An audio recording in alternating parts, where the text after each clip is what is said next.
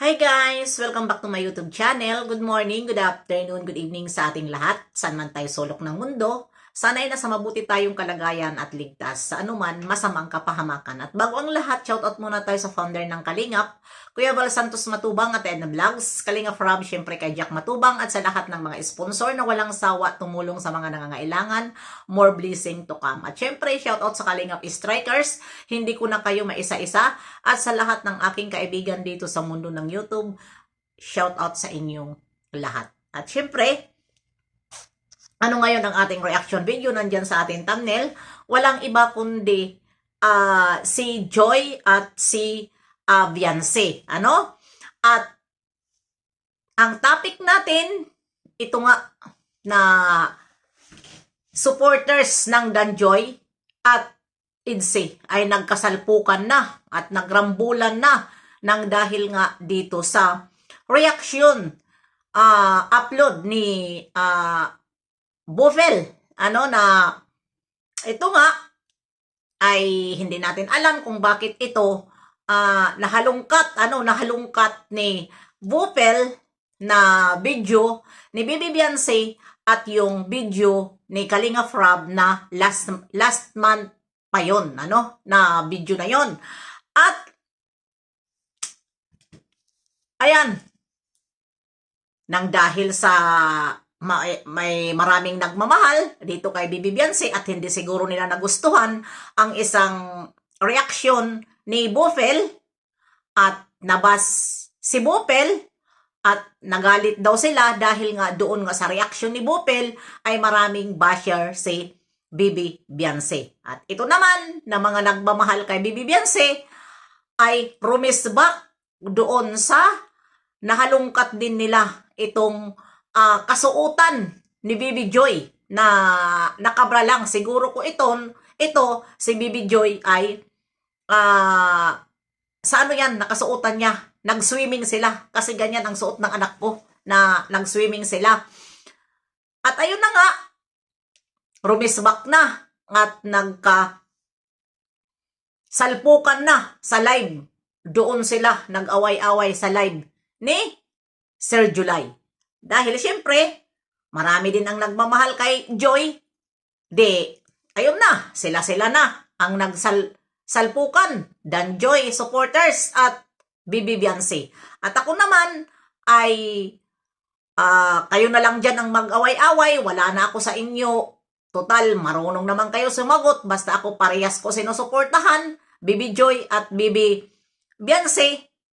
Wala akong papanigan dito. Wala akong papanigan, pero natural lang, nare-respect ang mga supporters ng IDSI dahil nga nasaktan sila sa nangyari. At hindi naman din malaswa yung kasuotan ng ating Bibi Beyonce. Hindi ko na kinuhaan ng tawag nito ng video dahil nga marami naman dito ang nakakita na yung kasuotan ng ating Bibi Beyonce ay hindi malaswa.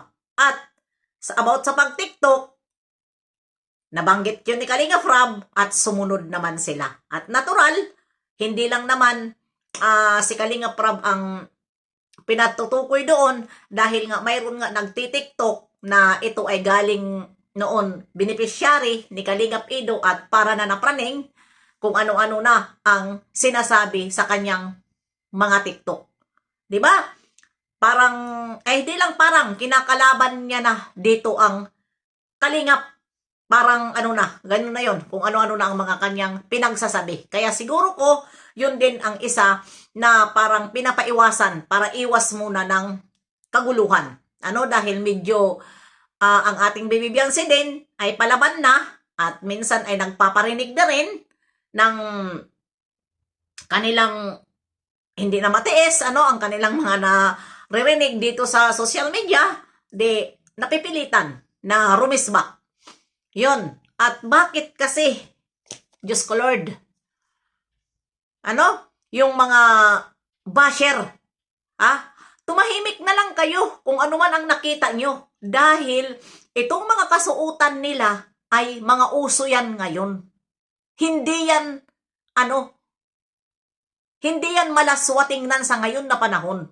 Kung kayo ay kayo na mga basher, kung kayo ay mga special old, special old talaga, ay wag na kayo mamuna.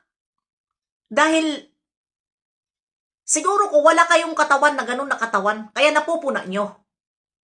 Napupuna nyo yung mga ganyan na bagay.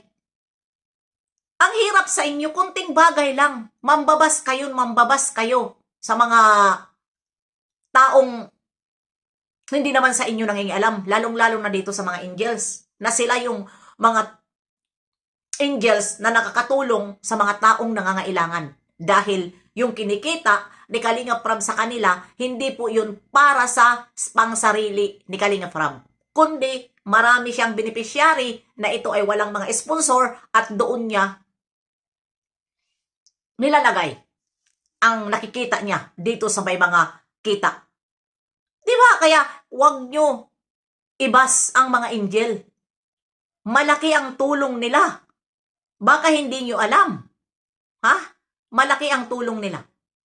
At ang respect din naman ni Kalinga Prab, ayan, may mga sahod yung iba dyan, yung nakakatulong, may respect si Kalinga Prab. Bakit ganun ang nangyayari na dito? Nagrambulan na tuloy. Ayan, kung ako sa'yo rin, Bupel, humingi ka na lang ng pasensya sa kanila dahil wala naman mawawala pag humingi tayo ng sorry sa kanila. At para magkaayos na itong dalawang sakalam na nagsasalpukan na mga supporters at nag-aaway-away na sila sa kanilang sa mga comment section. Hindi ito mapipigilan dahil alam natin na mga palaban din ito sila. Palaban ang Danjoy, palaban din ang supporters ng EDSE. Kaya magsasalpukan at magsasalpukan ito. Diyos ko Lord, sa nakita ko na tawag nito na in-screenshot sa akin. Kayo pa naman Danjoy at EDSE ang kanilang pinagsisilusan nitong mga kabilang bakod na mga ni Ilong, mga group na ang EDSE daw at ang Joy ay nagkakaisa. Kayo pa naman yung pinagsisilusan. Pinagsisilusan kayo dahil kayo daw ang nagkakaisa. Pero ngayon, tatawa sila dahil nagsasalpukan na itong dalawang mga sakalam dito sa Kalingap at masaya sila ngayon na mag-away-away ang supporters ng Danjoy at EDSE.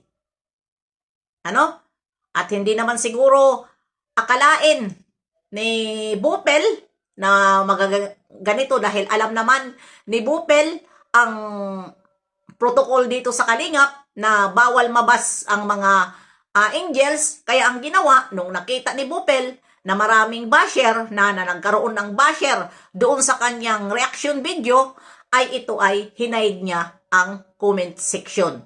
Ganon naman talaga si Bupel. Kaya ako sa iyo, Bupel, dahil yun nga, mayroon kang nasabi siguro na hindi nila nagustuhan at isa pa doon nga sa last month pa ito na TikTok at bakit mo daw binuksan kaya nasilip si Danjoy, ang Danjoy. Nasilip yung kanilang mga TikTok na bakit daw hindi mo nireaksyonan si Joy na mas malaswa pa ang kasuotan kay Bibi Biancy. Kaya ayan ang ating dito masasabi na talaga lang na walang magpapatalo. Walang magpapatalo. Dahil alam ko rin na palaban din ang Danjoy. Palaban din ang EDSE. Lahat. Pati itong mga Jungkar 18. Kapag binibira din sila, si Bibi Carla, palaban din. Andun na. Rambulan na ang mga supporters ng Kalingap. Rambulan na.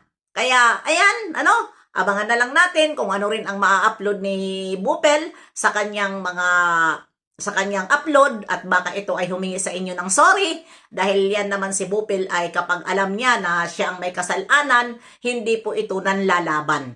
Hindi po ito lumalaban.